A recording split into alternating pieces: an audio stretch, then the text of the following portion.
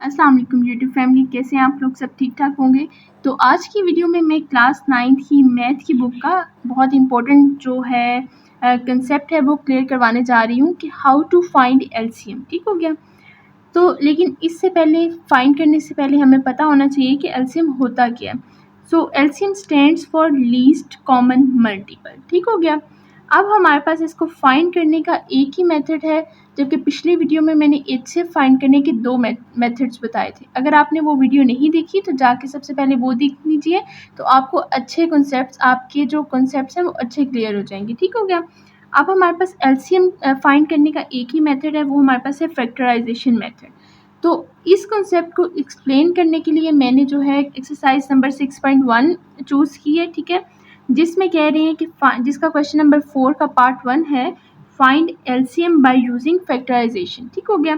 अब इसमें उसका पार्ट 1 है, उसका क्वेश्चन है 39 x की पावर 7 y की पावर 3 z एंड 91 x की पावर 5 y की पावर 6 z की पावर 7। ठीक हो गया? अब देखिए इसको हम सॉल्व ऐसे करेंगे। सबसे पहले ये जो हमारे पास जो पहली वैल्यू है 39, वो हमने लिख देनी है 39 x की पावर 7 y की पावर 3 एंड z। इधर जो भी वैल्यू लिखी हुई है उसके हमने क्या करना है, फैक्टर्स बनाने। ठीक है? तो अब हमारे पास ये है कि अगर हम 13 को 3 से मल्टीप्लाई करें तो वो हमारे पास 39 बनता है। 13 3s आर 39। उसके बाद x की पावर 7 ऐसे ही रहेगा, y की पावर 3 एंड z।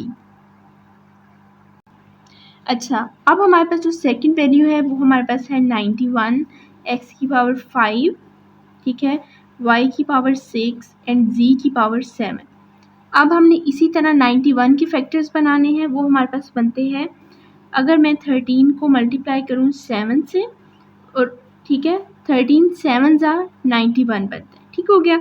अब हमारे पास इसी तरह x की पावर 5, y की पावर 6, ठीक है, z की पावर 7, ये ऐसे ही है, एज इट इज़ आ जाएगा। तो अब हम क्या करेंगे, अब ये हमने अलग अलग उनके फैक्टर्स निकाल लिए। अब एलसीएम ले, अब इन दोनों का एलसीएम क्या बनेगा? एलसीएम ये बनेगा, देखिए इनमें से जो कॉमन है, इन फैक्टर्स में से जो 2 दफ़ा लिखा हुआ है उनको एक दफ़ा लिखते हैं। देखिए इधर भी 13 है, इधर भी 13 है, इसको एक दफ़ा लिखें। उसके बाद इधर देखिए 3 है, 3 लिख दिया, फिर 7 है, 7 लिख दिया। ठीक हो गया? अब x, y और z में से जिनकी x, जैसे इधर देखिए x है ना, इधर x की पावर 7 है, इधर x की पावर 5 है, तो इन दोनों में से जिसकी पावर बड़ी होगी वो आप एलसीएम में लिखेंगे। इधर देखें इसमें x की पावर 7 बड़ा है x की पावर 5 से, तो हम इधर x की पावर 7 लिख रहे हैं। y की पावर 3 एंड y की पावर 6 में से y की पावर 6 बड़ा है, वो लिख दिया। z की पावर 1 और z की पावर 7 में से z की पावर 7 बड़ा है, तो हमने ये लिख दिया। तो ये था हमारे पास the final answer by of LCM का बाय यूजिंग फैक्टराइजेशन। ठीक है? अब इसके अलावा मैंने एक और क्वेश्चन चूज़ किया है, तो वो भी मैं आपको करके दिखाती हूँ।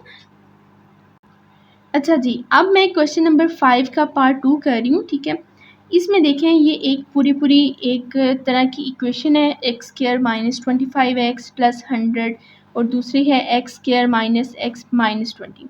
लेकिन जो हमने प्रीवियस क्वेश्चन किया है उसमें एक वैल्यू है 39, इस तरह करके फिर एक वैल्यू है, उनका अलग अलग फैक्टर्स फाइंड कर दिए।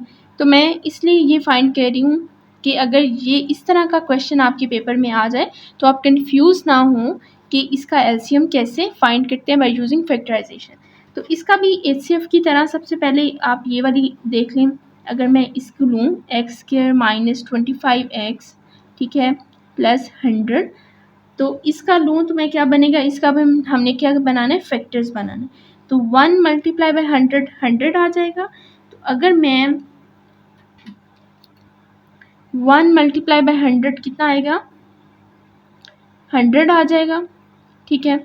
और 100 को दो फैक्टर्स कैसे बनेंगे कि अगर मैं 20 और 5 को करूँ, 20 मल्टीप्लाई बाय 5 100 के इक्वल है, एंड 20 और 5 को प्लस माइनस करें तो माइनस 25 बनता है। ठीक है? ये दो फैक्टर्स इधर लिख लेंगे, एक्स के ऐसे ही रहेगा, प्लस 100 ऐसे ही रहेगा। अब इसकी जगह हम लिखेंगे 20x, ठीक है, और 5x। अच्छा जी, इधर -20x और सॉरी इधर माइनस आएगा, -20 -5x is equal to -25x। ठीक है, तो अब ये हमने ले लिया, इधर भी माइनस आएगा, -5 इंटू एक्स -20। ठीक हो गया।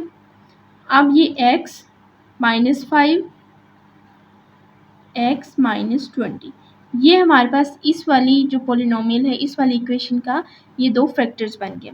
अब अगर मैं दूसरी इक्वेशन ट्राई करूँ, दूसरी इक्वेशन लिखूँ, वो हमारे पास क्या है, x² -x -20। ठीक हो गया। इसके मैं अगर फैक्टर्स बनाऊँ तो क्या बनते हैं, 1 मल्टीप्लाई बाई 20 क्या बनेगा, 20। तो इसके क्या फैक्टर्स बन सकते हैं, देखें, इसके मैं फैक्टर्स बना सकती हूँ 5 एंड 4।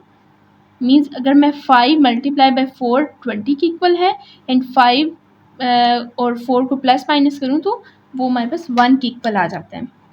x² -20, ठीक है, इधर आएगा 5x एंड 4x। इधर माइनस है, इसका मतलब है बड़े के साथ माइनस आएगा, इसके साथ प्लस आएगा। -5 + 4 is equal to -1 and 5 -5 into 4 -20। ठीक हो गया। अब इसमें से x कॉमन ले लें, x -5 + 4 इंटू x -5। इसी तरह इसके फैक्टर्स बना लें, x + 4 x -5। ये हमारे पास इस वाली पोलिनोमियल के फैक्टर्स आ गए। ठीक है, अब इसका एलसीएम क्या बनेगा, जब हमने HCF लिया था तो HCF के लिए तो दो जो इनमें से कॉमन फैक्टर है वो HCF बन जाता है, लेकिन एलसीएम के लिए क्या होता है कि आपने सारे ही फैक्टर्स लिखने होते हैं, लेकिन जो 2 बार है उनको एक बार लिखते हैं। अब जैसे इधर देखिए x -5 इधर है, इधर भी x -5 है, ये 2 दफ़ा है तो इसको एक दफ़ा ही लिखते हैं। वैसे आपने बाकी सारे फैक्टर्स लिखने हैं। ये हमारे पास x -20 है, ये हमारे पास x + 4 है। ठीक हो गया। सो ये हमारे पास एलसीएम फाइंड कर लिया बाय यूजिंग फैक्टराइजेशन। अच्छा जी, तो आज की वीडियो में मैंने आपको सिखाया है कि एलसीएम कैसे फाइंड करते हैं, ठीक है, बाय फैक्टराइजेशन मेथड। ठीक हो गया। So if you like my video please like, share and subscribe my channel, and if you have any question do let me know in comment section, and I will make sure to make video on your topic. ठीक है, so thank you so much for watching this video. Allah Hafiz.